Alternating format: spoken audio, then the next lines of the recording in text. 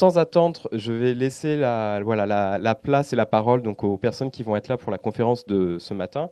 Vous verrez donc voilà, Naomi Nicolas Kaufmann, qui est chargée du concours qu'on organise tous les deux, va animer le temps plus autour du concours et présentera du coup les étudiantes et les étudiants qui nous font le plaisir d'être là ce matin. Mais je vais tout de suite vous appeler donc Vincent Lovy, le directeur de l'école, Rassan Kotek, le directeur des études, et Raissa Larsin, qui est notre directrice internationale, voilà, pour vous dire un mot aussi sur la mobilité.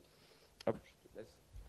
Merci Émeric, bonjour à toutes et à tous. Merci d'être venus nombreuses et nombreux aujourd'hui et d'avoir bravé pas les intempéries, mais disons le froid et le samedi matin, un peu la grisaille pour venir jusqu'ici. Merci à Émeric et à Naomi qui ont tout organisé. Merci à tous les étudiants, tous les enseignants qui dans l'école vont faire vivre cette JPO, cette journée porte ouverte, qui pour la première fois, donc depuis 2019, va être en vrai, donc en présentiel, comme on dit maintenant, mais il y a aussi maintenant toujours un peu d'hybridation, donc il y aura aussi des gens qui vont regarder en ligne, et on est très heureux de pouvoir à nouveau rouvrir l'école comme on l'a fait depuis tant d'années pour que vous puissiez voir ce que nous faisons. Donc nous avons 3 masters, vous avez à peu près peut-être déjà compris, on va vous le rappeler aujourd'hui, cinéma, photographie, son, chacun dure 3 ans, donc il y a 6 semestres, et on prend 16 étudiants dans chaque master chaque année, donc 16 qui rentrent, 16 qui rentrent, qui sortent, 48 qui rentrent, 48 qui sortent tous les ans. Voilà, alors notre école, elle a une longue histoire, puisqu'on va fêter son centenaire en 2026. Donc les étudiants qui vont rentrer là, c'est-à-dire le 1er septembre 2023, sortiront. Ce sera en quelque sorte la promotion du centenaire. Puisque, en fait, alors, bon, on m'a demandé de faire court, alors je vais raconter toute l'histoire du cinéma, comme ça on aura mais accéléré. Alors, en fait, notre école, elle est née parce que des industriels, au milieu des années 20, un éditeur qui s'appelait Paul Montel, qui faisait des manuels techniques, a eu l'idée de cette école. C'était une école d'opérateurs de photographie et de cinématographie, puisqu'on revient 20 ans avant, vous connaissez l'histoire, le 28 décembre 1895, 14 boulevard des Capucines, ce qui était le Grand Café, qu'aujourd'hui l'hôtel Scribe, au sous-sol, dans le salon indien, il y avait eu la première projection des frères Lumière, des films Lumière, qui n'avaient pas inventé le cinéma, ou quasiment, si vous voulez l'inventer. Ils avaient surtout inventé la projection payante, la salle de cinéma. C'était leur père, qui était un grand commerçant, qui avait dit qu'il faut faire payer tous ces gens. Et les frères Lumière étaient un peu des scientifiques qui avaient inventé, qui avaient fait la fortune du père, les plaques étiquettes bleues, qui étaient des plaques de photos très bonnes. Et des tas de gens faisaient des projections. Sauf que, si vous voulez, là où les frères Lumière ont pris l'avantage, c'est que leur dispositif marchait. Les autres, ça explosait, ça prenait feu, ou alors les gens ont disparu. Mais en tout cas, les frères Lumière, depuis le 28 décembre 1895, il n'y a jamais eu de soirée sans projection de cinéma sur cette planète. Et donc, on est voilà, les héritiers de cette tradition, puisque c'était dès le départ une question d'innovation, c'était dès le départ une question de rapport à l'industrie et donc à un public qu'on recherchait et dont il fallait trouver, comment dire, l'adhésion nombreuse, puisque même si la première projection faisait 1 franc, alors c'était déjà, les prix étaient chers, puisque le spectacle à l'époque c'était plutôt 20 centimes, mais en tout cas voilà, depuis évidemment ça a fait la fortune de tout un tas d'industriels, donc à travers le cinéma, les métiers de l'image, les métiers du son, la photographie. Et donc, c'est aussi des traditions culturelles, c'est-à-dire que c'est aussi un outil d'émancipation et un outil de connaissance de l'autre et un outil de partage. Et donc, c'est toutes ces valeurs que nous portons dans cette école. Et nous sommes très fiers d'être la pionnière des écoles de photographie, de cinéma et de son, puisque après, il y a eu tout un tas d'autres écoles, mais on était les premiers, à part l'école de Moscou, qui était en 1919, mais qui était plus une école de propagande, qui était l'école d'Eisenstein et de Lénine. Mais en tout cas, voilà, disons, nous allons vers notre centenaire vaillamment, et nous avons devant nous, une belle promotion qui va arriver. Donc, on essaye voilà, de la susciter, de l'attirer à travers cette journée porte ouverte.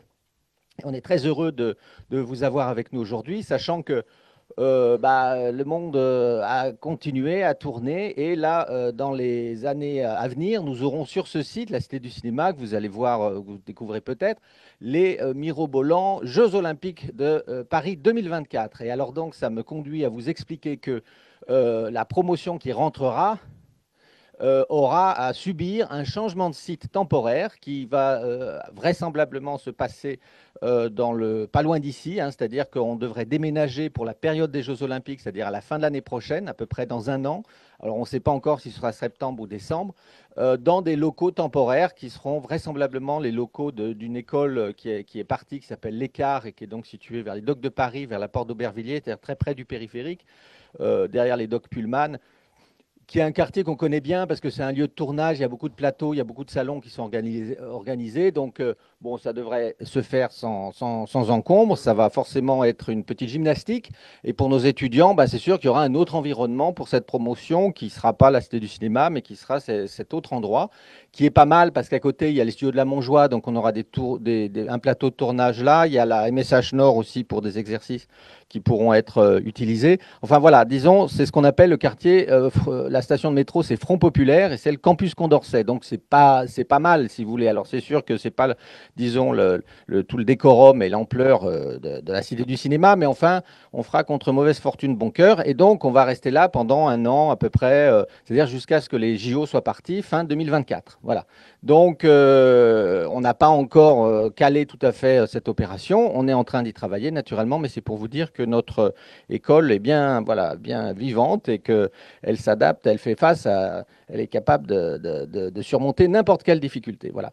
Alors, on va avoir je vais reprendre après avoir raconté tout ça, notre petit programme. Je crois qu'ensuite c'est Rassan qui va parler de notre formation, qui est donc le directeur des études.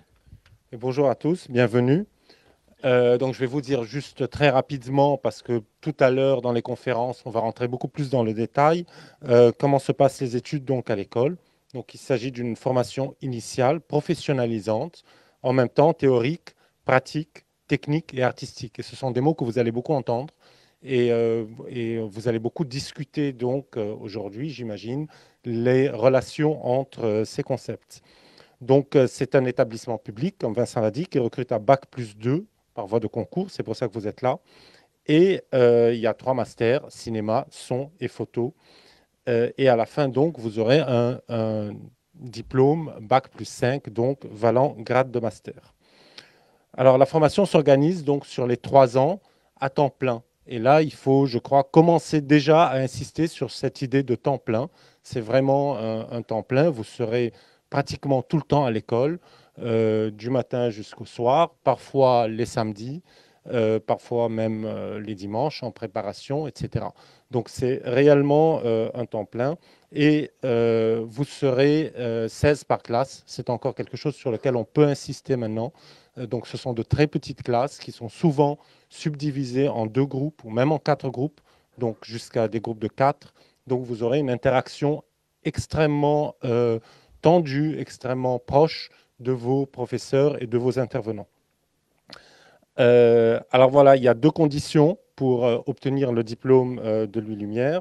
Donc évidemment, comme partout, la validation de toutes les unités d'enseignement théorique et pratique à l'issue d'examens et de contrôle continu, et surtout la soutenance publique devant un jury d'un mémoire. Et il y a une particularité pour le mémoire à l'école, c'est que c'est un mémoire en 2 parties.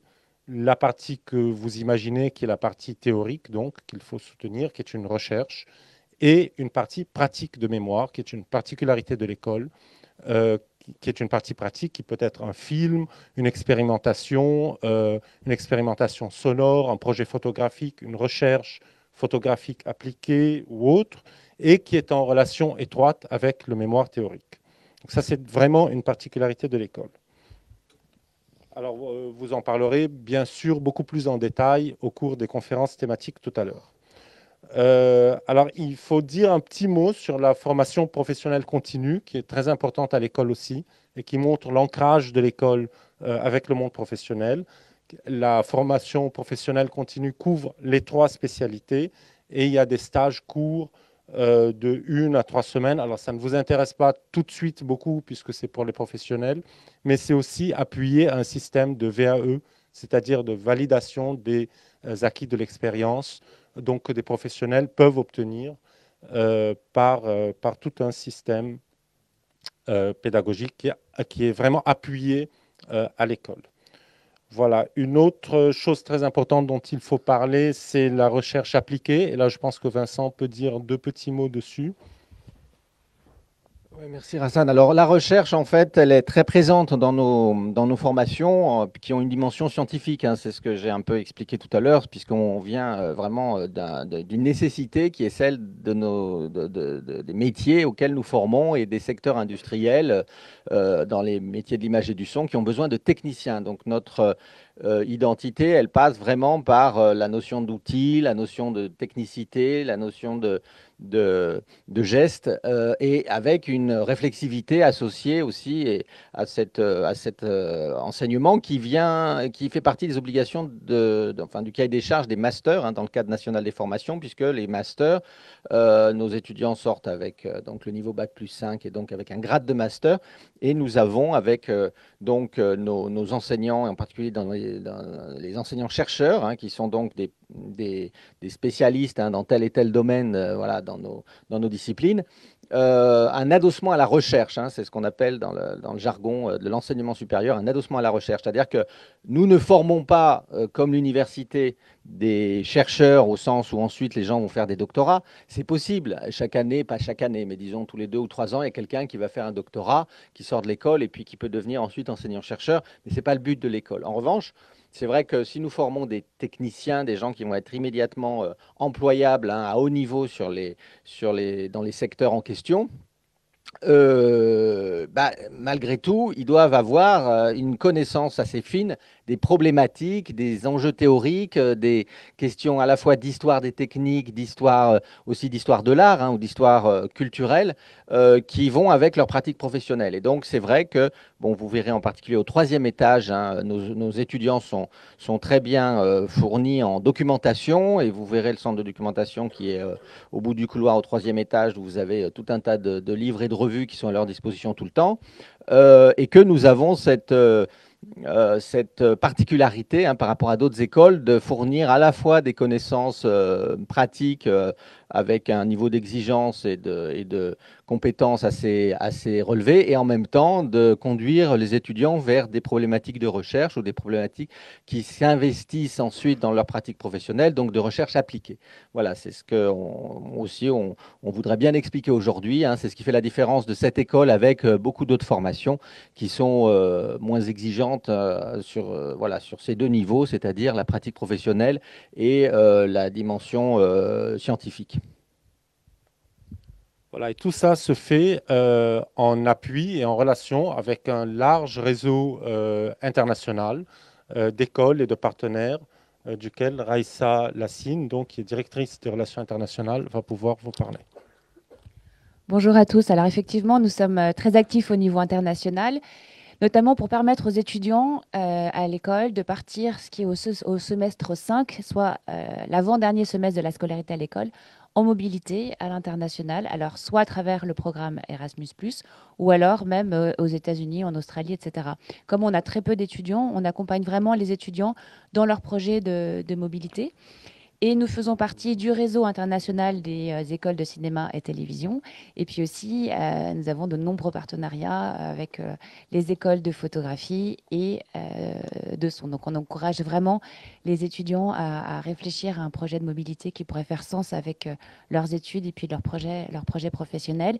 Et puis, tout autour du parcours, on a des rencontres, des visites avec des étudiants d'autres écoles. Parfois, nous montons des projets spécifiques autour, par exemple, d'un film ou d'un projet en photo, d'un projet en son. Voilà, et ça sera tout au long du parcours. Et bien évidemment, je serai là pour accompagner chacun des étudiants et étudiantes dans son projet de mobilité à l'international.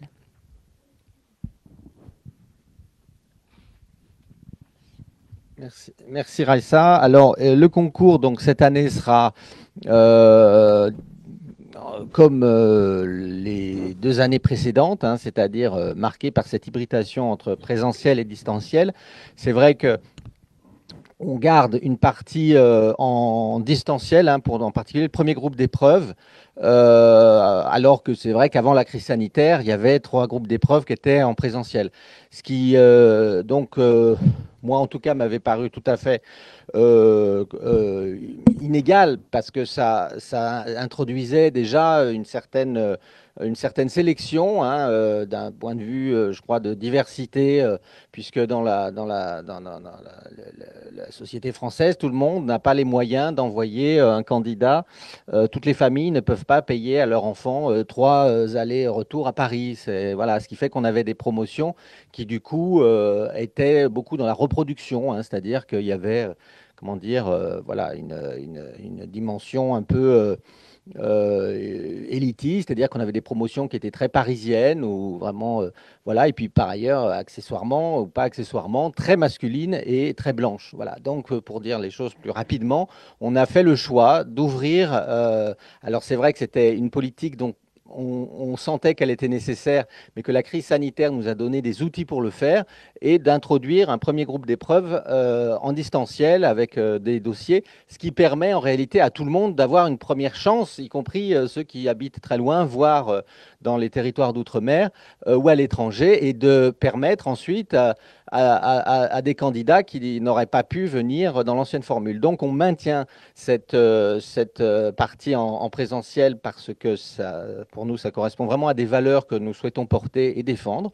Nous nous adapterons ensuite à l'actualité des années à venir, puisqu'on sait qu'aujourd'hui, je vous ai parlé des Jeux Olympiques, on travaille dans des contextes très évolutifs dans notre secteur. Et donc, voilà, en tout cas pour cette année, on va vous présenter un concours qui aura une dimension comme ça d'hybridation entre présentiel et distanciel, sachant qu'à la fin, naturellement, ce sont les oraux qui, devant des jurys, il y a trois jurys qui correspondent à nos 3 masters, font évidemment le tri final des candidats. Voilà. Voilà. Donc, juste avant de donner le micro, donc juste je voulais vous parler un tout petit peu des installations de l'école très rapidement, donc dont vous pourrez profiter en tant qu'étudiant en présentiel. Donc vous allez les découvrir pendant cette journée et elles sont quand même assez exceptionnelles, vous allez le voir. Donc en photo, vous allez pouvoir visiter les 2 studios, les divers labos, le labo argentique, le labo numérique. En son, les différents studios d'enregistrement, de radio, les auditoriums, les salles de mix, les salles d'expérimentation. Il y a une salle ambisonique magnifique et les labos. Et en cinéma, vous avez 2 grands plateaux, les labos, la post-production. Et pour tous les 3 masters, donc cette salle magnifique où on est, qui est une vraie salle de cinéma, donc comme vous le constatez, et qui témoigne vraiment de l'attachement de l'école à l'image sur grand écran, avec un excellent son et qui est totalement raccord avec une salle de cinéma. Parce qu'une des spécificités de l'école, c'est que toute la chaîne de production, son cinéma photo, elle est exactement calquée sur la chaîne professionnelle. Donc, par exemple, en son, en cinéma, en photo, lorsqu'il y a un montage, lorsqu'il y a un labo, n'importe quel exercice, l'exercice en cours et terminé peut être projeté, montré, testé ici sur cette salle qui est une vraie salle de cinéma. Voilà, donc je laisse la parole à Naomi qui va pouvoir entrer dans le corps du sujet. Avant. Merci beaucoup. Alors, le temps que Naomi et donc les étudiantes et les étudiants s'installent, j'en profite pour dire 2 remerciements, à la fois côté école, parce qu'on a notamment Laurent, Franck, Raphaël, Jérémy, qui ont permis techniquement qu'on puisse faire ce live et voilà, qui ont permis beaucoup de choses sur tous les aspects techniques. Et un remerciement aussi parce qu'on a donc des partenaires qui nous prêtent du matériel, notamment sur le plateau, à savoir Harry, on a une steadicameuse, Fabienne Roussignol, qui est sur place. On a aussi Morgane Elie, voilà, donc on est ravis de pouvoir avoir ces aides. Donc je vais laisser la parole. Après ça, vous aurez un temps d'échange. Pour les personnes qui sont en ligne sur Facebook, on ne pourra pas cette année prendre les questions-réponses en ligne parce qu'on a déjà beaucoup de monde dans la salle. Donc on commencera par vous, mais n'hésitez pas à laisser vos questions et on y répondra la semaine prochaine, voilà, au fur et à mesure directement sur Facebook. Et pour les personnes au fond, malheureusement, voilà, la salle est bien pleine. N'hésitez pas, après, si vous voulez, il y a à 11h des rencontres avec les enseignants en son en salle 6 et en cinéma en salle 14. Et ils pourront vous reparler du concours voilà, aussi. Donc voilà, n'hésitez pas, voilà, comme on est un peu limité au niveau de la place. Merci beaucoup, Naomi. Je te laisse la parole.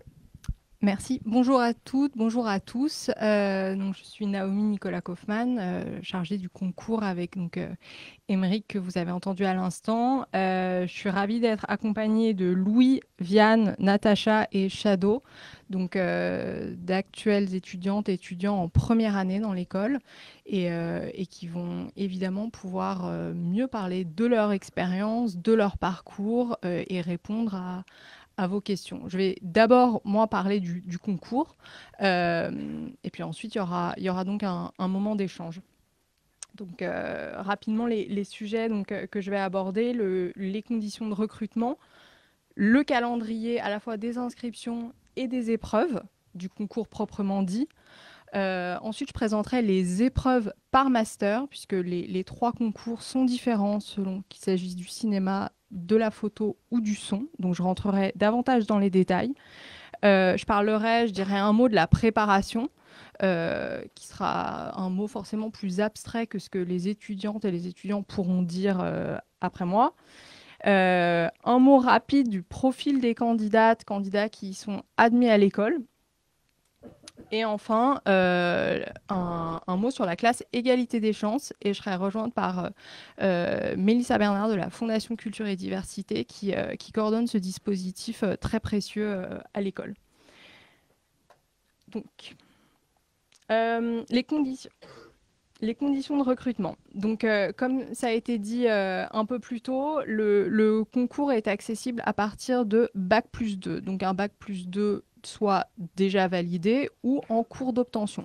Concrètement, toute personne qui a déjà 2 années d'études supérieures validées ou qui est en 2e année de scolarité, quelle qu'elle soit, peut se présenter au concours. La limite d'âge est de 27 ans au 1er janvier de l'année du concours. Donc, à condition d'avoir moins de 27 ans au 1er janvier 2023, vous êtes éligible. Et ce concours, vous pouvez le passer autant de fois que vous souhaitez, à condition toujours d'avoir moins de 27 ans. Dernièrement, un choix de master est obligatoire puisque vous vous inscrivez pour un concours, soit le cinéma, soit la photo, soit le son. Et une fois l'inscription faite, il n'est pas possible de changer. Les inscriptions, donc toutes ces informations sont sur notre site internet et se trouvent évidemment sur la plaquette de notre concours qui rassemble toutes les informations. Donc je vais passer assez rapidement, mais c'est néanmoins pour vous donner une idée du calendrier dont on parle. Donc les inscriptions, elles vont démarrer en janvier. Pour l'instant, la page est close, donc vous ne pourrez pas démarrer votre préinscription. Néanmoins, si vous vous rendez sur notre site internet, vous pouvez découvrir, il y a un manuel d'aide à l'inscription qui va vous indiquer déjà comment on rassemble son dossier, comment on rassemble les pièces justificatives nécessaires pour effectuer cette préinscription. Les préinscriptions, elles seront ouvertes pendant 1 mois, puisque donc elles se clôturent le 6 février. Après la phase de préinscription, il y a une étape de paiement donc de votre inscription. Sans paiement, votre inscription ne peut pas être prise en compte. Donc, pendant 2 semaines, il est possible donc, de vous acquitter de ces frais d'inscription au concours. Et le 10 mars, nous publions la liste des admises et des admis à concourir. Donc, il faut bien faire la distinction. Donc, lorsqu'on est admise ou admis à concourir, c'est qu'on a rempli toutes les conditions d'éligibilité pour le concours. Parfois, il se peut que votre préinscription ne puisse pas être prise en compte parce que vous ne remplissez pas les conditions. Vous n'avez pas les justificatifs nécessaires. On pourra y revenir si besoin tout à l'heure. Le concours proprement dit se déroule au printemps et les admises et les admis définitifs, ça, ce sera au mois de juin, après la phase 2. Tout le détail est sur la plaquette, comme je le disais, qui se trouve en ligne donc sur le site. Pour les inscriptions, donc je rentre un peu plus dans les détails, vous pouvez parcourir ça rapidement. Voici les pièces que nous demandons pour effectuer cette préinscription donc à partir du 9 janvier. Une pièce d'identité, donc c'est des pièces assez classiques, la copie du baccalauréat ou d'un diplôme équivalent. Il faut impérativement que ce soit des justificatifs officiels, ça je le précise. On a besoin de vérifier la validité et le caractère officiel de ces pièces. Donc ça vaut pour le baccalauréat, les justificatifs de vos années d'études supérieures, donc relevé de notes, attestation de réussite, le diplôme proprement dit. CV, photo d'identité. Pour les boursières et les boursiers, la notification du Crous. Pour les personnes qui demanderaient un aménagement d'épreuve, nous demandons un justificatif. Et enfin, dernièrement, ça peut en concerner donc pour tout candidat qui aurait un diplôme de baccalauréat non francophone, il faut fournir un test de français, donc équivalent au niveau DELF B2. Et on le précise parce que la scolarité à l'école, ça peut paraître évident, elle est en français. Il faut pouvoir suivre cette scolarité en français dans de bonnes conditions. C'est pourquoi on demande ce justificatif. Le calendrier des épreuves. Donc, vous voyez là, c'est classé. On commence par le cinéma, puis je parlerai de la photo, puis le son. Donc, les trois épreuves, les trois concours, pardon, ont une physionomie un petit peu différente. Donc, on pourra y revenir tout à l'heure si besoin. Le concours cinéma est composé d'un dossier et d'une épreuve en ligne. Une seule épreuve en ligne. Vous avez 10 jours pour faire le dossier et ensuite l'épreuve en ligne se déroule quelques jours plus tard. Et ensuite une phase 2 composée d'oraux, de 3 oraux.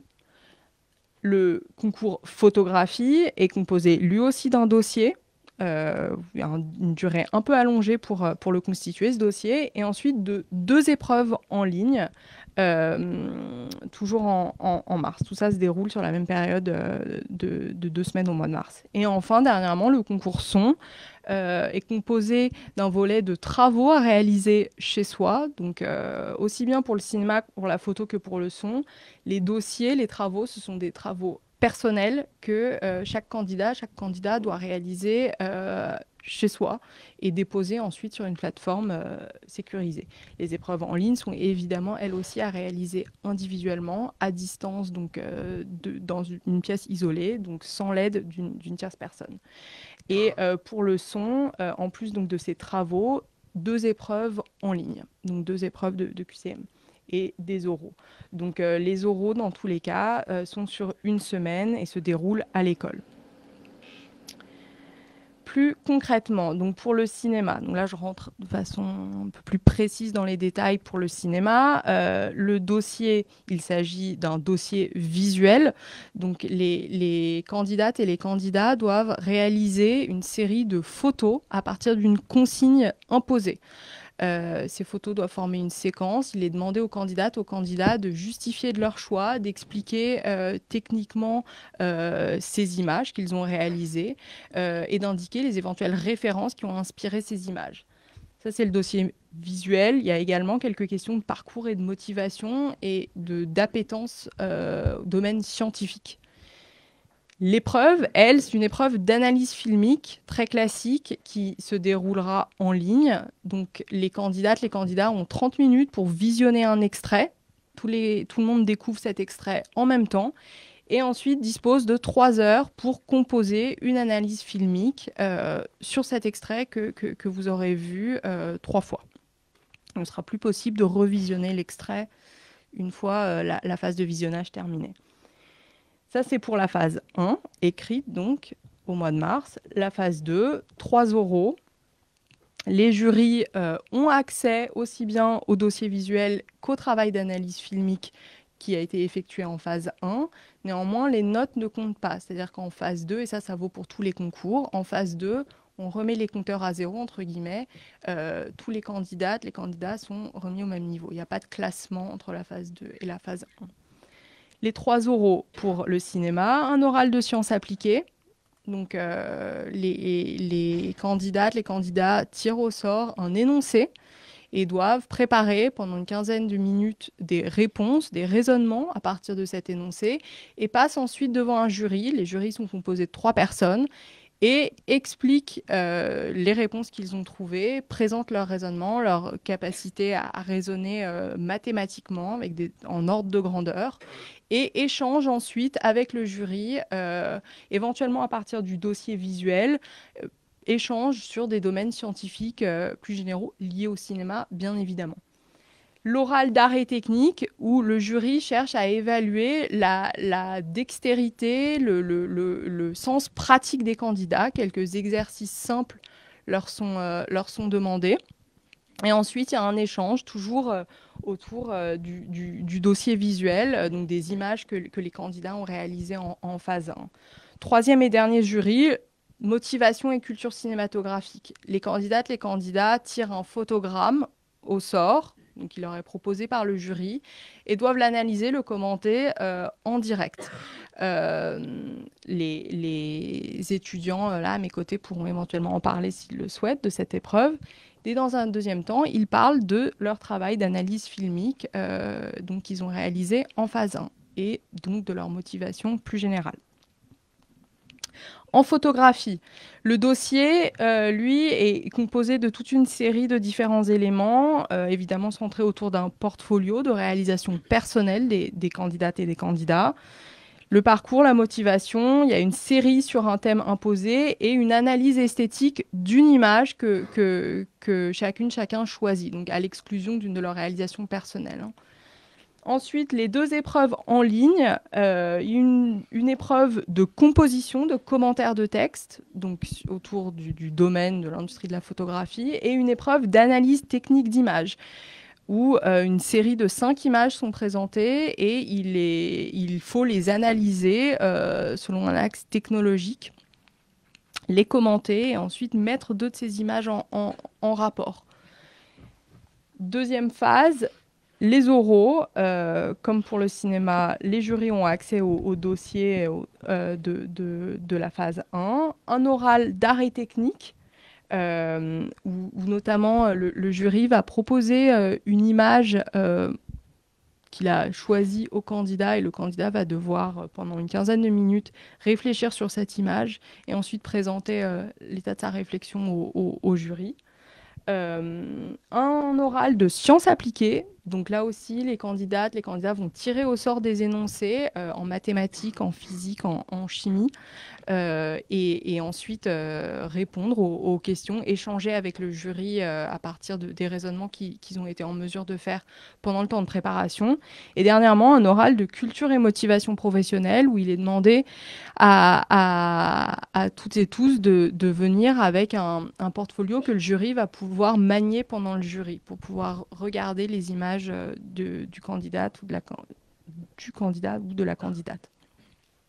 Et dernièrement, le master son, donc les travaux à réaliser en phase 1, un travail de création sonore d'une durée de 3 minutes, et une analyse d'extraits, donc des extraits qui seront disponibles en ligne, et il est demandé aux candidates, aux candidats de réaliser une analyse de ces extraits, de les étudier donc du point de vue du son, bien entendu.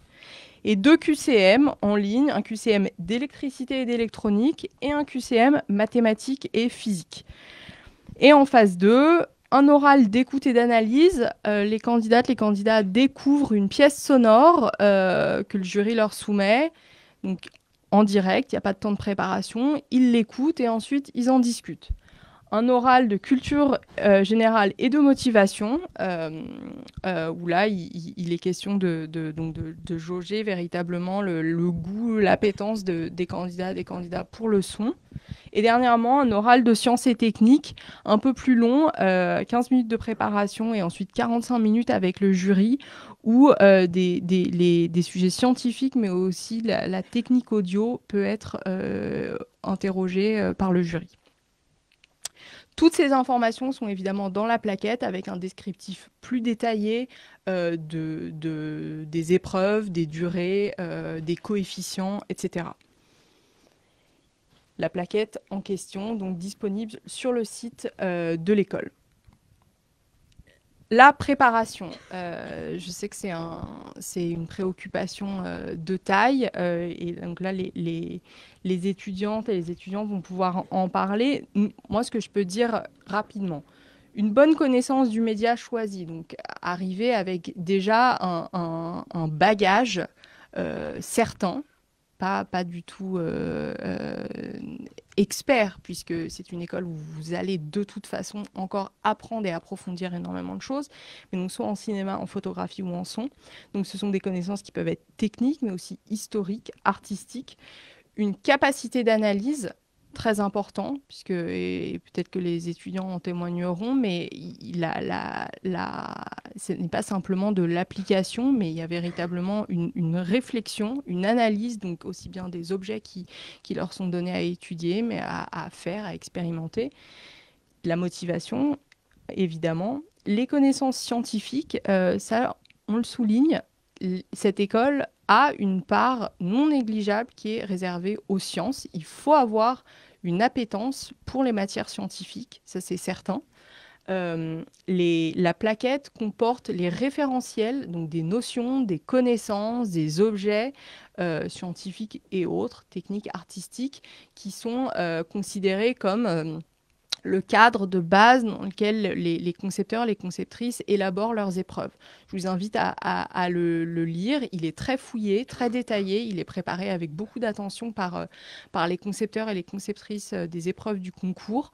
Donc, je vous invite à le lire. Une pratique personnelle, vous avez sûrement déjà un goût, un désir de pratique. Ça, c'est fondamental. Donc ça rentre dans la préparation. Et enfin, l'expression orale et écrite. Et ça, je le souligne parce que, donc, comme il a été dit tout à l'heure, l'école délivre un grade master. Les étudiantes et les étudiants en 3e année écrivent un mémoire de recherche, un mémoire de master. Ils doivent donc pouvoir écrire donc dans un français qui est jugé digne d'un niveau master. Donc l'expression, la qualité de l'expression, aussi bien à l'écrit qu'à l'oral, donc des candidates et des candidats, est tout à fait importante et il est possible de s'y entraîner. Quelques chiffres pour vous donner un ordre de grandeur, un ordre d'idée sur les admises à concourir donc qui passent la phase 1 et ensuite les admis en phase 2, donc 16 par master, ça a été dit. En cinéma, 407 étudiantes et étudiants ont été admis à concourir en 2002. En photographie, 79 et en son, 151. Vous trouvez également sur le site de l'école des bilans des années passées qui retracent un petit peu l'évolution de ces chiffres. Vous voyez qu'on reste généralement dans cet ordre d'idées, entre 150 et 200 pour le son, environ 400 en cinéma, environ 80 en photo, pour 16 admises ou admis en phase 2. Et il est temps désormais de parler de la classe égalité des chances. Donc, je vais demander à Mélissa de nous rejoindre, qui est un dispositif qui existe en partenariat avec la Fondation Culture et Diversité. Mélissa est juste là. Hop. Bonjour à tous. Donc voilà, je suis Mélissa de la Fondation Culture et Diversité et j'aimerais vous parler un petit peu de la classe égalité des chances, donc qui est mise en place en partenariat avec l'ENS Le Lumière. En fait, cette classe, elle a pour objectif principal de préparer au concours d'entrée de l'ENS Le Lumière. Donc elle est composée d'une séance d'introduction en juillet, d'une semaine de remise à niveau en général fin août en maths, physique et histoire de l'art. Et ensuite, elle est composée de séances hebdomadaires tous les samedis. Donc, c'est des séances de 4 heures, soit le matin, soit l'après-midi, en fonction des programmes. Et donc, il y a 25 séances qui se déroulent de septembre à février.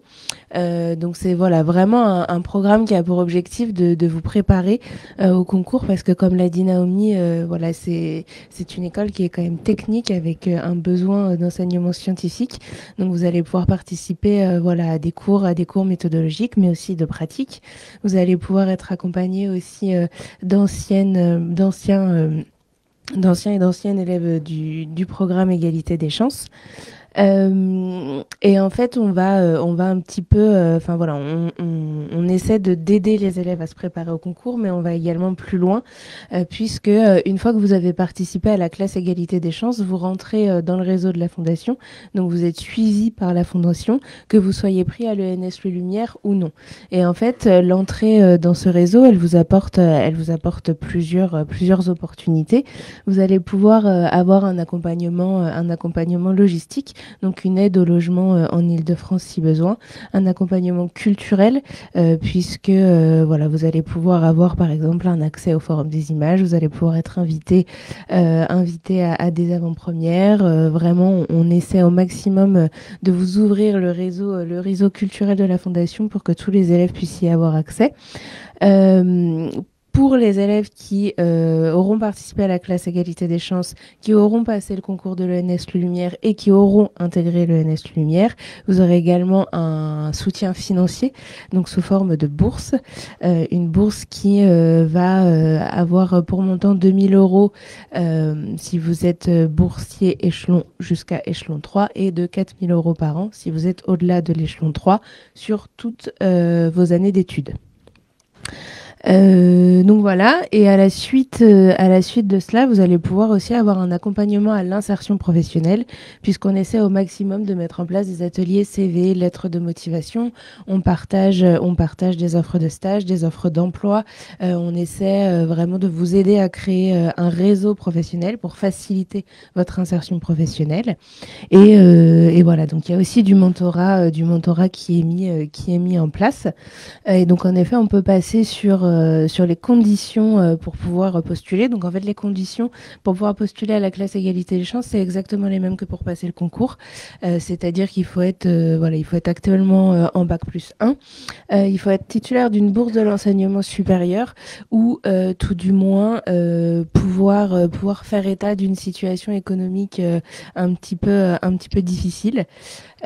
Puisque l'objectif principal de la Fondation Culture et Diversité, en fait, c'est de pouvoir permettre l'accès aux écoles d'art et de culture à tout le monde. Et donc, les dates à retenir, il peut y avoir jusqu'à 15 élèves dans cette classe. Et les dates à retenir, c'est l'appel à candidature va être ouvert début janvier, donc vraisemblablement en même temps que les inscriptions au concours de l'ENS Lumière. Vous aurez jusqu'à mi-juin pour pouvoir candidater. Il y aura en fin juin, début juillet le jury d'admission. Et puis ensuite, fin août, vous participez à la semaine de remise à niveau et vous enchaînez avec les séances hebdomadaires, sachant que je n'ai pas précisé quelque chose de très important, c'est que tout cela est totalement gratuit. Donc voilà, les élèves qui sont pris en charge, qui postulent et qui sont pris à la classe égalité des chances n'ont absolument rien à débourser. Et la Fondation prend en charge les frais d'inscription au concours et prend en charge les billets de train pour venir aux oraux d'admission pendant les concours. Donc l'objectif, c'est vraiment de vous aider financièrement à tout prendre en charge pour que vous puissiez passer les concours et rentrer à l'ENS. Merci beaucoup Mélissa. Je précise que donc la Fondation a une table juste devant la salle de projection où vous pourrez poser des questions sur la classe plus précisément, éventuellement prendre de la documentation. Voilà. Donc n'hésitez pas, c'est vraiment un dispositif précieux qui n'enlève rien évidemment à la difficulté du concours. Enfin, on est aussi là pour en parler, mais c'est suffisamment rare pour qu'on parle de ce dispositif, et la promotion actuelle est dans les locaux en ce moment puisqu'ils sont en cours avec un intervenant son. Je propose qu'on passe la parole à nos 4 invités de marque, donc les 4 étudiantes et étudiants qui nous font grand plaisir d'être avec nous ce matin. Donc Louis, Viane, Natacha et Shadow. Je vais les laisser chacun se présenter et puis nous parler de leur parcours, de leur expérience. Bonjour à tous. Donc du coup, moi je m'appelle Louis, j'ai 20 ans. Avant l'école, donc j'ai fait une prépa à Toulouse, donc prépa de cinéma. Et donc c'était ma première tentative et je suis en master cinéma. Voilà.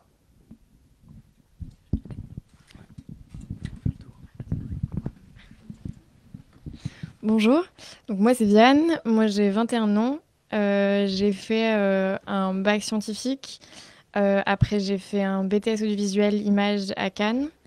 J'ai tenté une première fois le concours à ce moment-là, que je n'ai pas eu. Et après, j'ai fait une L3 cinéma à Montpellier. Et j'ai retenté le concours à ce moment-là, en ayant plus le temps, en connaissant le concours parce que je l'avais déjà fait une fois. Et voilà. Et je suis en cinéma, pardon.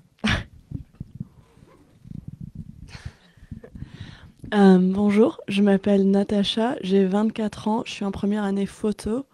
Je suis franco-américaine, donc j'ai fait la plupart de mes études aux États-Unis. J'ai fait une licence d'histoire de l'art et en commerce. Et puis j'ai fait 1 an à la fac à Paris en histoire de l'art.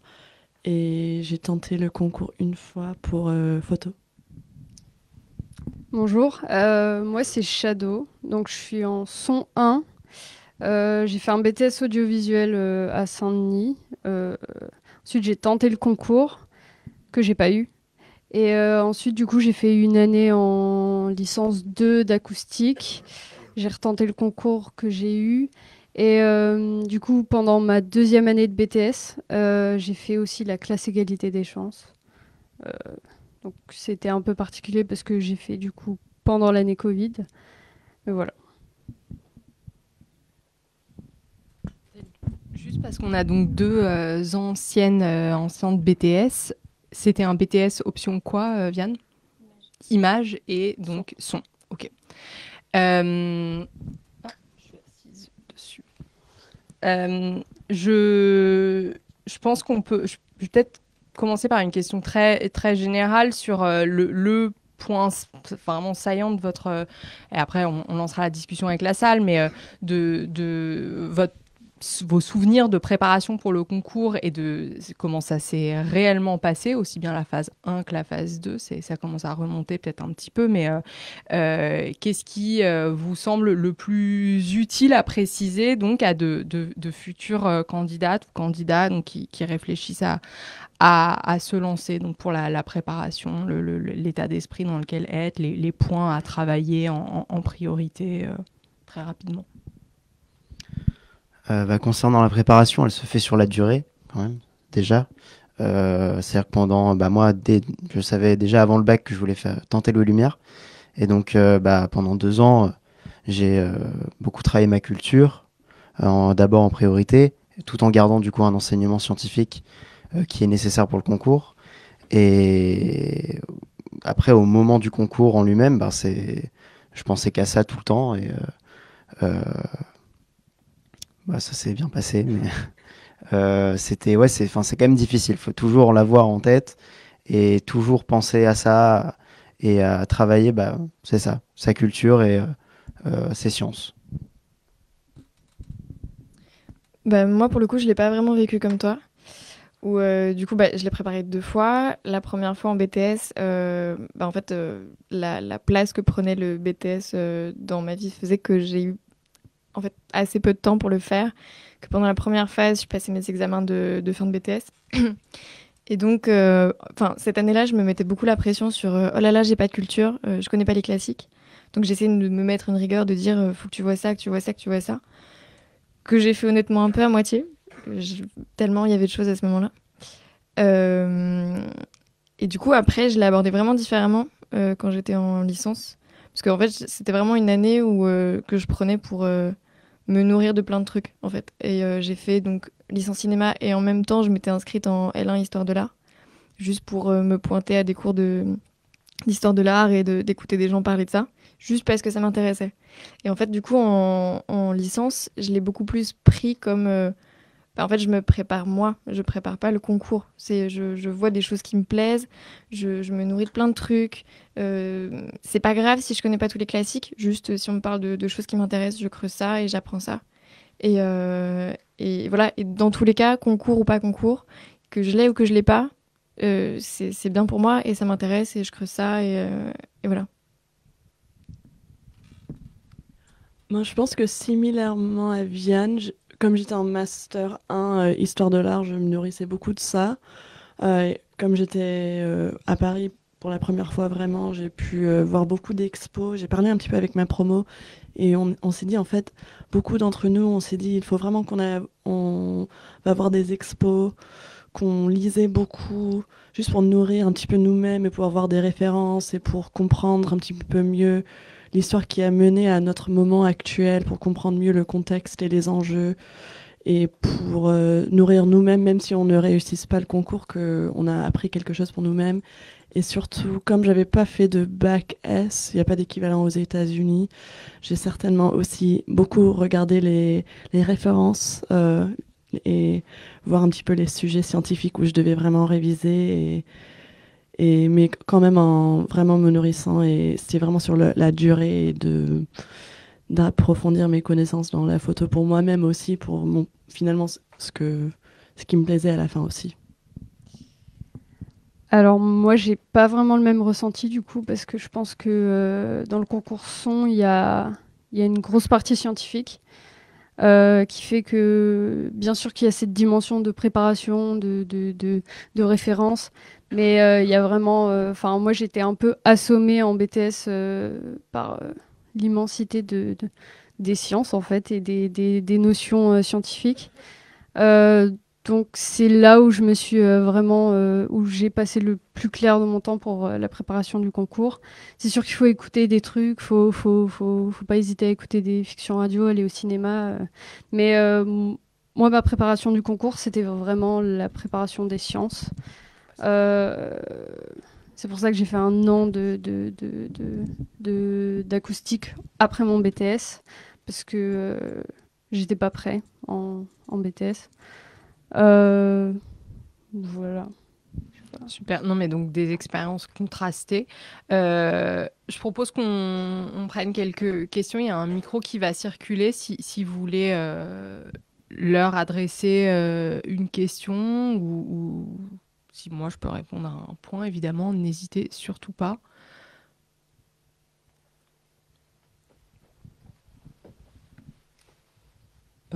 Concrètement, quand vous parlez de se cultiver et de s'enrichir en culture, c'est quel genre de livre on doit acheter, quel genre de livre on doit lire, quel genre de choses on doit faire pour se cultiver bien. Je précise juste parce que j'en ai pas parlé et ça répond en partie à votre question et ensuite ils vont pouvoir vous dire. Il y a sur le site de l'école, sur l'onglet préparation pour le concours, une liste de pistes de lecture qui ont été préparées donc par notamment notre responsable du centre de documentation, donc vraiment en accord avec le concours, les épreuves, toute une série de références bibliographiques, donc classées, cinéma, photo, son, qui vont vous permettre déjà d'aller creuser. Donc ça, c'est une ressource qui existe. Donc n'hésitez pas à en profiter. Je ne sais pas si ça a été le cas. Moi perso non, je n'ai pas trop regardé, mais je pense pour répondre à ta question, comme l'a dit Viviane tout à l'heure, il faut pas forcément connaître tous les classiques, mais plus bien connaître ce que tu aimes et savoir pourquoi. Donc je pense que des livres sur des personnes du cinéma que tu aimes ou des sujets autour de ce que tu veux faire, pas forcément cinéma ou photo, ou en fonction de ce que tu veux tenter, en tout cas, je pense qu'il faut que tu te poses des questions sur ce que t'aimes toi, et après peut-être voir s'il y a des livres autour de ça. Je pense que ça peut être une bonne façon de trouver des livres intéressants. Moi, quand j'ai ouvert cette liste de livres proposés par le concours, ça m'a fait peur, je l'ai fermé tout de suite. Il y en avait trop. J'en ai lu un seul, qui est Des Lumières et des Ombres de Henri Alcan, qui est du coup un livre qui a très peu d'exemplaires et qui est accessible sur Internet en PDF. Donc, un livre d'un très vieux chef-op qui a fait des choses très chouettes. Et sinon, je me pointais à la BU de ma fac et je disais « Oh tiens, ça a l'air bien, je l'ouvre, je le lis. Oh, ça me saoule, je le ferme, j'en prends un autre. » C'était juste ça. Oui, j'essaie d'y penser comment je me suis pointue. Oui, je pense que moi j'aime bien aussi quand je trouve un livre que j'aime bien regarder un petit peu les références dans ce livre et puis ça enchaîne toute une série de lectures un petit peu comme ça. Mais vraiment de pas se forcer non plus si on n'aime pas un livre, pas tout est exceptionnel et de se pointer autre part et trouver la chose qui te touche parce que il faut vraiment s'accrocher parce que vous voulez vous accrocher, que ça vous intéresse et je pense que ça se voit quand il y a quelque chose qui vous passionne et qui vous motive parce que c'est ça qui va vous permettre à vraiment accélérer et avancer. Je sais pas si c'est... Moi, je dirais qu'il n'y a pas vraiment de référence. Enfin, ça dépend trop de ce qu'on aime. Dans ma classe, il y en a qui adorent le jazz, par exemple, hein, je parle de musique. Il y en a qui adorent le jazz, moi c'est musique électroacoustique, donc on n'a vraiment pas les mêmes références du tout. Je pense qu'il faut aller vraiment chercher dans le milieu pour lequel on a des appétences. Il y a quand même des bases communes, les fictions radio, tout ça. Faut vraiment travailler son oreille et utiliser les choses qu'on aime pour aller les travailler, quoi. Et juste, j'aimerais bien ajouter, si jamais pendant la journée vous passez un étudiant, je suis sûre que les gens seraient très contents de partager peut-être des livres qui les ont touchés pour vous donner des idées aussi. Est-ce qu'il y a d'autres questions? Ouais, au fond. Je commence par en bas. Bonjour. Alors moi j'ai 2 questions. Est-ce qu'avant de rentrer du coup à cette école, vous aviez déjà produit des choses qu'on pourrait qualifier d'autonomes? Et du coup, comment après, une fois que vous êtes rentré à l'école, au niveau, moi je parle de l'aspect artistique, est-ce qu'il y a quand même quelque chose qui évolue là-dedans? Puis ensuite, comment se passent les relations entre élèves inter-école et exter-école? Voilà.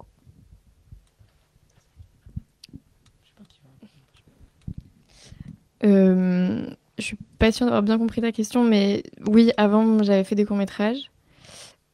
Voilà. J'avais fait des clips, enfin voilà, pas mal de petites choses comme ça. Ah aussi, peut-être, ça sort un peu de ta question, mais j'avais fait pas mal de stages avant, ce qui m'a, je pense, pas mal aidé pour les oraux. Et au niveau artistique, dans l'école, j'avoue que le début de la première année est très théorique, où il y a plein de choses, mais c'est important parce que c'est des bases. Et là, typiquement, concrètement, en première année, en cinéma, on est en train de faire un documentaire. Et en fait, c'est une liberté trop chouette, juste tu parles de ce que tu veux, t'en parles de la façon dont tu veux, de la manière dont tu as envie de le raconter. Et moi, artistiquement, j'ai l'impression que je me nourris bien, quoi. Oui, similairement, avant l'école, j'avais pas mal produit des choses, surtout avec l'année Covid où j'ai eu beaucoup de temps. J'avais fait une web série avec une pote, des vidéos, des clips pour des chansons, mais aussi j'ai pris beaucoup de photos, beaucoup de collages. Je pense surtout en photo, on a beaucoup de projets divers et c'est intéressant de voir un petit peu et parler avec les gens dans le promo. Et je pense que la première année, oui, c'est très théorique, mais ça nous nourrit aussi parce que ça nous apporte des références et ça nous permet de voir des choses autrement. Et ça, c'est plutôt cool, finalement. Et la deuxième question, c'était le lien en dehors de l'école. Inter-école. Je pense que inter-école, dans l'école, c'est... Moi, j'adore le fait qu'il y a tous les 3 promos et qu'on puisse parler, voir les projets en commun et bosser ensemble. Je trouve que ça nous nourrit énormément. Franchement, moi, je trouve ça très intéressant parce que j'avais pas du tout ces compétences avant, ou même ce vocabulaire avant, on va dire. Et en dehors de l'école, comme on est en Île-de-France, c'est génial parce que vous rencontrez des gens. Et moi aussi, j'avais fait pas mal de stages avant et je pense que ça m'a nourri aussi. Et de finalement pouvoir éventuellement faire des projets hors cursus avec des gens à l'école et aussi en dehors de l'école. Moi, j'ai pas tant de choses que ça à rajouter. Je pense que vu qu'on a fait un BTS avec Vianne, forcément, on a fait des choses avant. Le seul truc que je pourrais dire, c'est que moi, observer même sur des tournages ou quoi, ça m'a beaucoup aidé. Genre, je pense qu'il ne faut pas hésiter à aller demander aux gens de donner juste des tips ou de vous laisser juste regarder. Et en vrai, ça aide à apprendre sur soi, sur ce que vous voulez faire et sur les pratiques professionnelles, entre guillemets, quoi. Moi, je vous conseille tous quand même de créer un maximum, d'essayer de faire des petits courts-métrages, même avec ce que vous avez. C'est vraiment important parce que c'est comme ça qu'on apprend déjà à faire, mais aussi qu'on apprend à savoir ce qu'on aime, tout simplement. Et ça va dans toute cette démarche de nous connaître avant le concours, c'est vraiment important.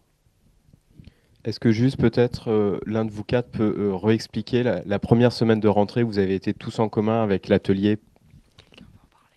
Ouais, j'ai le micro. Alors du coup, on a fait ce qui était appelé atelier commun. Donc c'était un projet en transversale, quoi, qui mêlait donc 3 étudiants des 3 différentes sections, cinéma, photo, son. On devait faire un projet qui liait du coup les 3 médiums. C'était vraiment libre. Donc moi j'ai fait, je crois qu'il y a eu beaucoup de vidéos aussi un peu court-métrage photo. Enfin, on a vraiment essayé de lier les trois domaines et ça nous a aussi permis à apprendre un peu des choses des autres sections. Même moi du coup j'ai pu faire de la photo. Enfin, c'était vraiment cool. Je pense qu'il y a aussi ça à Louis Lumière, c'est la proximité avec, même les projets intersections. Et ça nous a direct mis dans le bain de, voilà, on fait du son, mais aussi en lien avec autre chose. On fait du son pour l'image, on fait du son pour la photo, voilà. Et avec d'autres étudiants, donc pas chacun de son côté qui ensuite collent ensemble, mais vous avez fait ça par groupe de 3 pendant quelques jours. Ça, c'était la semaine de rentrée avant le début des cours. Il y a une question au fond, je crois. Oui, bonjour. Sur le site, il y a aussi le témoignage de certains étudiants qui parlent d'avoir travaillé des annales. Il y a des annales qui sont disponibles sur le site aussi. Tout à fait. Les annales du concours sont disponibles sur le site de l'école. Donc, vous trouvez, il me semble, les 3 dernières années. Donc, 2022, 2021, 2020. Donc, pour chaque concours. Donc, ces annales, des documents que vous pouvez télécharger avec tous les sujets, donc aussi bien dossiers, épreuves, qui ont été donnés en phase 1. Ouais. Bonjour, moi c'est une question pour des gens qui sont encore au lycée. Qu'est-ce que vous auriez comme conseil sur le bac+2, prépa, BTS, avantages, inconvénients? Ouais, alors c'est une question qu'on a souvent et à laquelle il est très difficile de répondre parce qu'on ne sait pas à qui on parle. Donc, quels sont les goûts de... J'imagine que ce n'est pas pour vous, mais les envies, le type d'environnement de travail dans lequel la personne a envie d'évoluer pendant 2 années. 2 années, c'est pas rien. Se lancer donc dans un BTS, c'est pas comme s'inscrire à l'université et c'est pas non plus comme faire une classe préparatoire. Faut être vraiment très sûr de vers là où on a envie d'aller et voir ça comme un premier jalon et qui va en soi avoir de la valeur et qui n'est pas juste instrumental et qui ne sert pas juste à accéder au concours. Parce que sinon, je pense que ça permet pas du tout de se mettre dans les bonnes conditions pour réussir un concours. Donc, faut aussi réfléchir au métier, bien sûr. Si d'aventure, il y a l'idée de pouvoir travailler très rapidement après. Un BTS peut évidemment être une piste parce qu'un diplôme professionnalisant et qui permet d'avoir réellement rapidement des compétences. Dans une classe préparatoire, on va voir beaucoup de choses assez abstraites, avec un rythme de travail très soutenu et avec une optique déjà concours qui est assez particulière, mais c'est pas pour tout le monde non plus et on n'a pas du tout uniquement des étudiants issus de classes préparatoires qui réussissent le concours, puisque le concours, il se travaille quand même en grande partie de façon individuelle et personnelle, en dehors du temps d'études. Donc, il n'y a pas une voie toute tracée unique qui mène à l'école.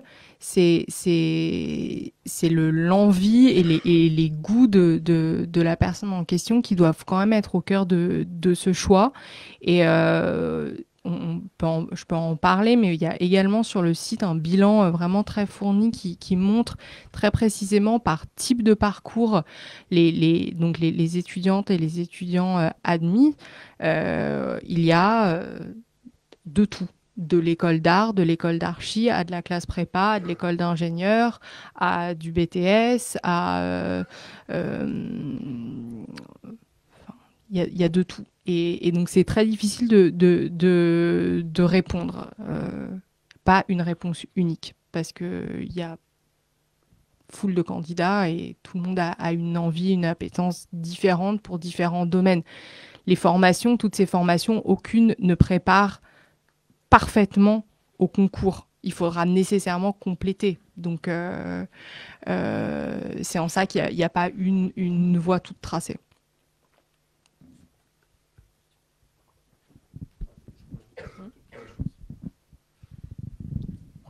Ce qu'il faut dire aussi, je crois, c'est que le concours fait vraiment aussi, on a beaucoup parlé des prérequis, on a beaucoup parlé des étapes du concours, mais le concours fait une part énorme à qui vous êtes et à votre personnalité et à vos projets dans les 3 masters.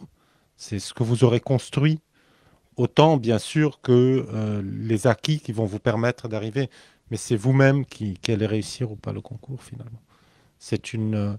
C'est aussi une alchimie de préparation des classes, des personnalités, etc. Oui, bien sûr. Je veux juste rajouter quelque chose. Pour avoir fait BTS et licence, j'ai rencontré beaucoup de gens en licence qui sont venus en disant je veux faire du cinéma. Et c'est une formation hyper intéressante, mais c'est pas une formation pour arriver sur les plateaux. On apprend plein de choses, mais c'est pas destiné à ça. Donc voilà, c'est bien de le savoir déjà au lycée. Après, rien n'est impossible, hein. J'ai connu pas mal de gens qui, en étant en licence, ont appris plein de choses théoriques, ont fait des stages et ont réussi à travailler sur des plateaux comme ça. Mais la formation en elle-même n'est pas dirigée par là, quoi.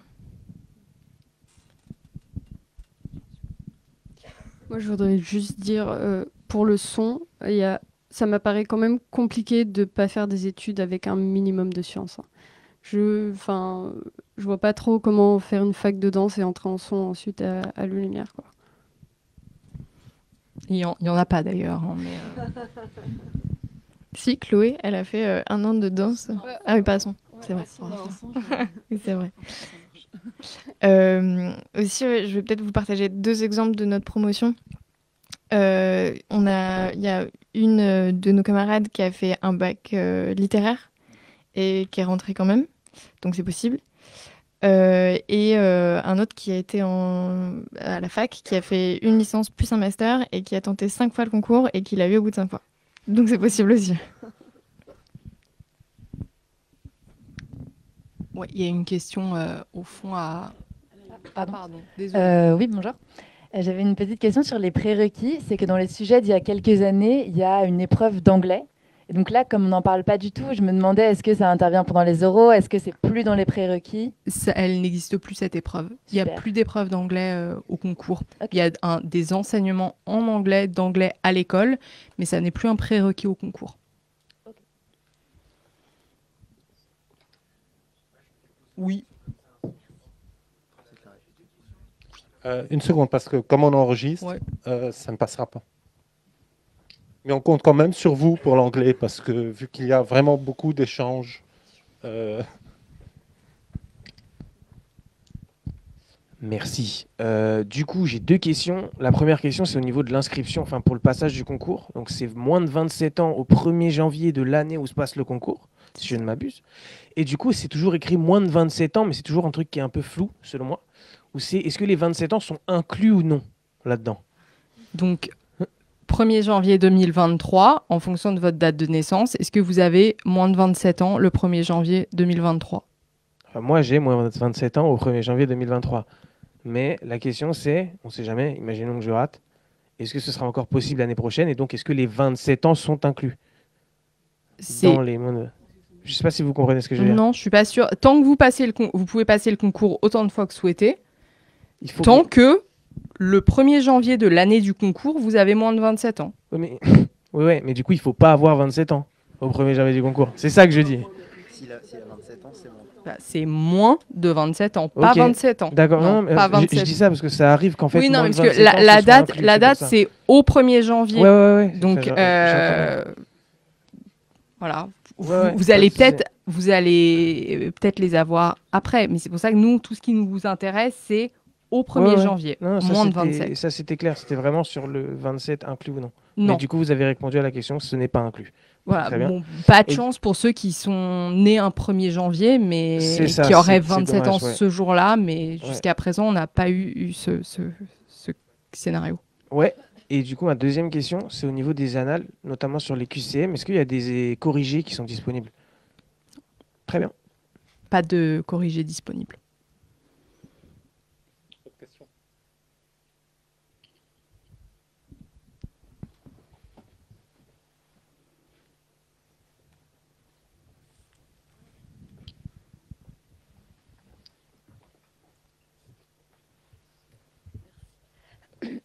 Bonjour, du coup moi j'avais deux questions aussi, c'est par rapport aux sciences. Si vous aviez des conseils pour justement faire un peu une remise à niveau en sciences quand on vient d'un parcours plutôt littéraire et justement en licence de cinéma, parce que vous avez l'air plutôt d'avoir des parcours scientifiques. Et ma deuxième question, c'est par rapport à la classe égalité des chances. Du coup, parce que je suis pas sûre d'avoir bien compris au niveau un peu du temps. Parce que du coup, là, si on s'inscrit en janvier pour la classe égalité des chances, ce serait pour passer le concours en 2024 et pas en 2023 du coup. C'est ça. Ok, merci. Donc ça répond à la question classe égalité des chances. Effectivement, c'est par anticipation, donc il y a un effet de décalage. Ce serait pour le concours de l'édition suivante. Et pour Mélissa, je ne sais pas si tu veux compléter, mais c'est ça.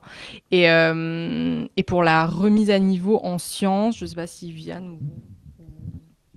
Bah, moi, je sais que j'ai connu des gens justement qui sont remis à niveau et c'est beaucoup de travail.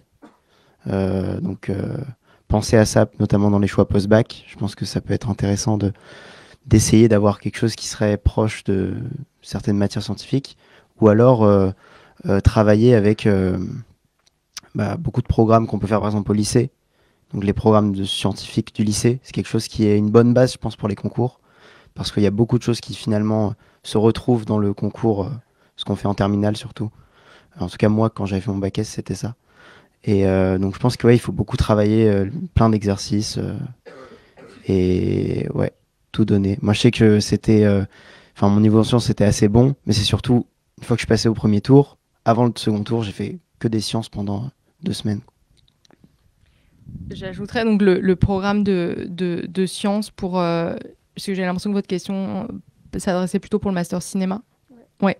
Le programme de sciences donc est quand même adossé aux notions de sciences qui sont vues au collège et au lycée. Donc il y a déjà ce cadre de travail-là qui doit vous permettre d'identifier, de savoir vers où aller, des manuels, des livres d'exercice. L'épreuve de sciences en phase 2, c'est une épreuve, et peut-être que Vianne et Louis pourront en parler, c'est une épreuve qui est aussi articulée avec le dossier que vous avez réalisé, donc les images que vous avez produites. Donc il peut vous être demandé de les commenter, d'y réfléchir, mais sur un plan plus scientifique. Et c'est votre capacité de raisonnement qui est évaluée. Donc c'est pas strictement de trouver toutes les réponses à l'énoncé qui vous est remis, c'est voir comment vous réagissez à des questions dans mathématiques ou scientifiques, quel est votre esprit, comment vous réagissez, comment vous en sortez, et qu'il y a un échange. Et c'est vraiment précisé, cet oral de sciences, il peut partir dans des directions très différentes en fonction du parcours antérieur du candidat. En fait, du coup, l'oral de sciences, du coup, c'est un oral où on a d'abord un quart d'heure de préparation devant un sujet qui est assez long quand même. Donc moi, j'avais pas le temps vraiment de le faire en entier. Mais ensuite, on fait après vraiment avec les professeurs et on discute vraiment avec eux. Et je sais que il y a des questions, on m'a pas demandé la réponse, mais juste, j'ai dit comment est-ce que j'allais faire pour y répondre. Et on m'a dit, c'est ça, c'est un bon raisonnement. Donc c'est pas forcément si vous faites des erreurs de calcul, c'est pas très grave. Si le calcul que vous faites au départ est assez bon, ils ont compris que vous avez le raisonnement et ça suffit pour valider. Et concernant du coup les questions que vous mettez dans le dossier, ça c'est en général dans les oraux, faut vraiment faire attention à tout ce que vous mettez à l'écrit, à bien les connaître, à ne pas mentir du coup sur vos connaissances, parce que ça peut vraiment vous retomber dessus aux oraux. On va vraiment vous questionner beaucoup sur le moindre mot que vous pouvez mettre à l'écrit, quoi.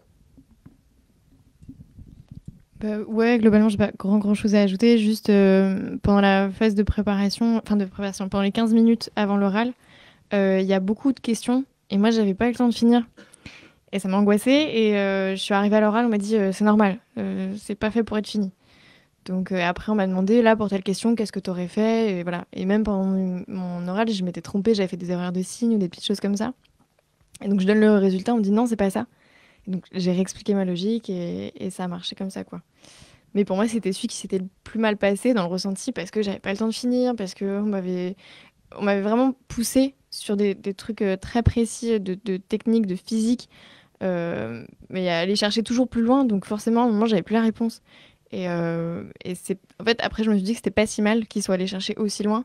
C'est parce que en fait du coup ils voulaient aller voir jusqu'au bout, mais il y a forcément un bout où tu sais pas parce que t'apprends quoi. Et cet oral, je dirais juste un dernier mot, il est aussi conçu et pensé parce qu'il y a des sciences derrière ensuite dans l'enseignement. Donc c'est pas une sorte de mauvais coup qui est ou piège qui est tendu aux candidates et ensuite c'est bon, on a vérifié ce qu'on voulait savoir. Une fois que vous êtes dans l'école, il y a des cours de sciences, de mathématiques, de physique et il est très important de l'avoir en tête et de vous poser la question de votre envie de ce point de vue-là. Bonjour, moi j'avais une question,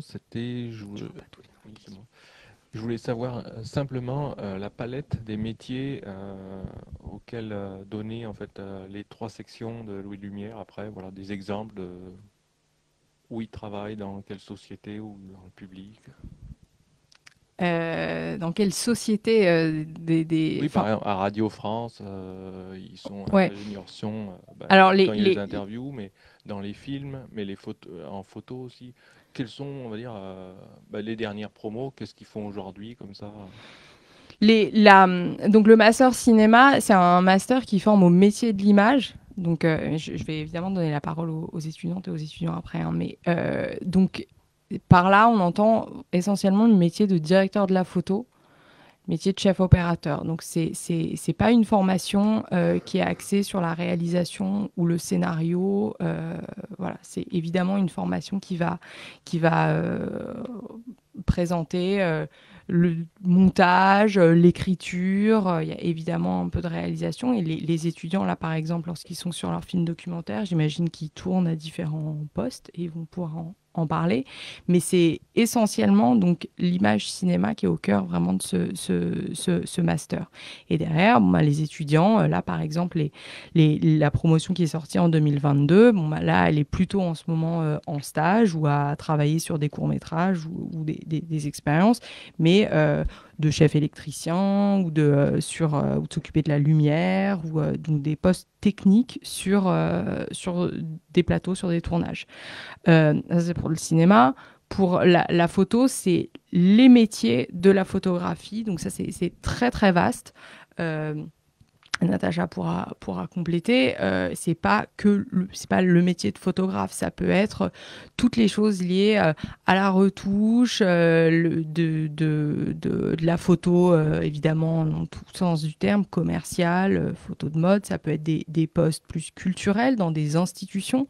Ça peut être de la conservation, ça peut être du travail dans des archives, ça peut être des métiers plus liés aux appareils, aux outils eux-mêmes. Voilà. Et en son, alors là, c'est tous les métiers du son. Et donc, vous avez cité Radio France. Bon, évidemment, il peut y avoir de la radio, mais il peut y avoir des ingénieurs du son. Il peut y avoir plutôt de la captation, concert. Il peut y avoir plutôt des métiers liés à de la musique. Voilà. Est-ce qu'il y a un étudiant qui veut mettre en avant un métier ou des métiers que j'aurais pas cités? Moi, je peux peut-être ajouter juste une petite chose. Par rapport au son, il ne faut pas oublier tous les métiers de la sonorisation, des arts sonores. Et par rapport aux 3, en fait, il y a toujours une petite niche, justement grâce à ce socle science et cette articulation science-création. Il y a toujours une petite niche d'étudiants qui continuent et qui vont en recherche et développement, en élaboration d'outils, en élaboration de plugins, par exemple sur le son, etc. Ou même dans l'optique pour le cinéma, je sais qu'il y a des opticiens qui sont sortis de l'école. Donc il y a beaucoup de métiers très techniques dans le cinéma, par exemple. Donc dans l'optique, il y a des gens qui font vraiment, des étudiants qui finissent vraiment machinistes de haut niveau, donc avec toutes les machines télécommandées, informatisées d'aujourd'hui sur les tournages. Et il y a tous les métiers de la post-production, DIT, suivi de workflow, etc., auxquels vous êtes assez bien formés. On va prendre une dernière question et ensuite, donc il y a des étudiants qui sont évidemment dans l'école et qui pourront répondre à des questions et moi évidemment je suis là ainsi qu'Emeric, n'hésitez pas à venir nous voir. Donc la question, le micro, je vois pas où il est là et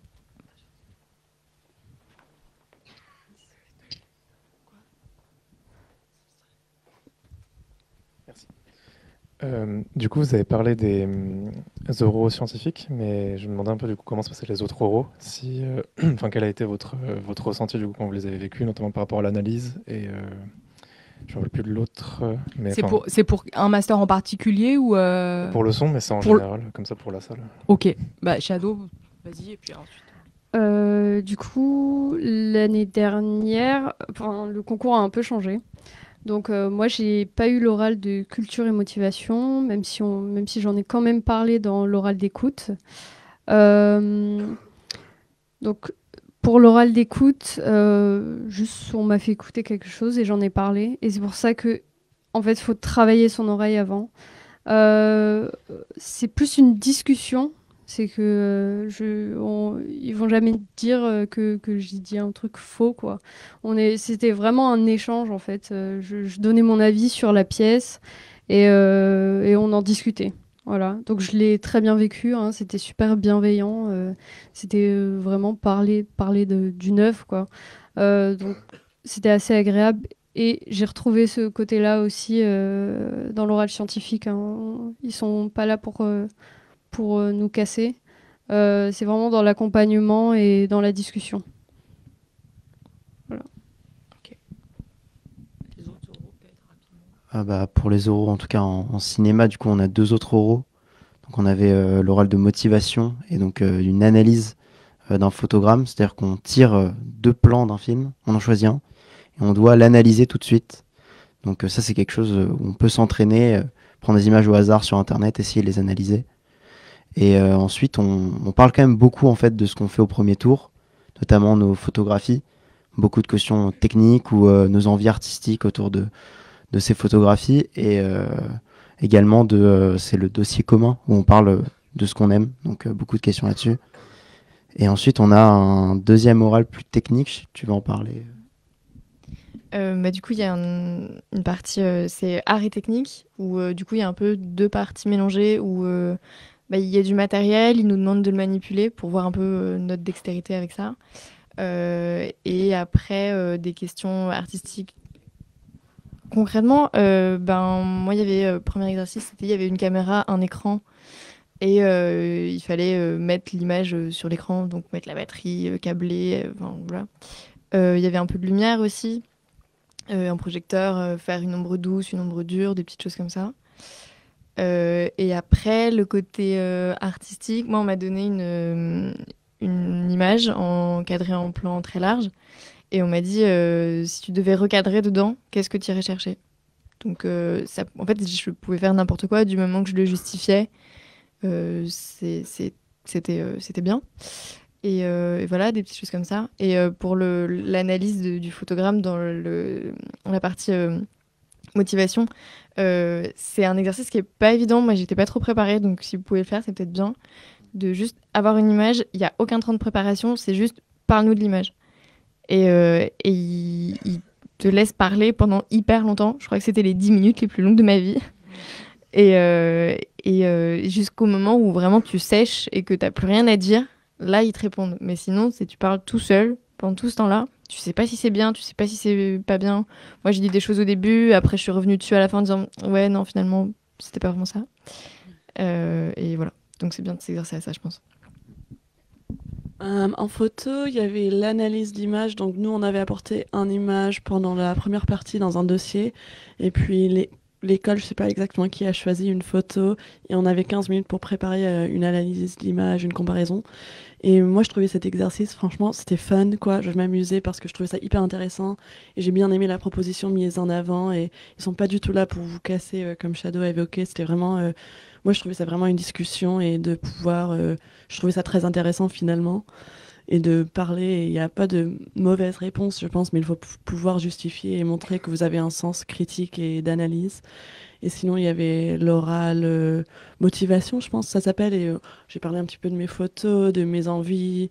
Et je trouvais ça plutôt agréable finalement. C'était juste, moi j'étais plutôt stressée avec la partie science, mais même ça, j'avais préparé. Et, c'était plutôt une conversation, je trouvais. Donc plutôt agréable finalement. Je voulais juste rebondir sur ce qu'a dit Vianne. C'est que dans l'écoute et tout, moi, on m'a donné un conseil, c'est vraiment de parler seul pour préparer le concours. C'est d'écouter un truc et de parler seul, comme si vous faisiez l'oral. Vous le faites chaque semaine. Je sais pas, faites-le devant le miroir, hein, si vous voulez. Mais vraiment, faites-le à l'oral parce qu'il y a vraiment une différence entre écouter le truc, se dire « Ah, nanana, nanana » et l'exprimer aussi à l'oral. Donc, n'hésitez pas à avoir l'air faux. Et peut-être un petit truc à rajouter, notamment sur l'oral de motivation. Je sais qu'il faut quand même bien faire attention aussi à ce qu'on dit, parce qu'on parle pendant 10 minutes, on a l'impression que ça s'arrête jamais.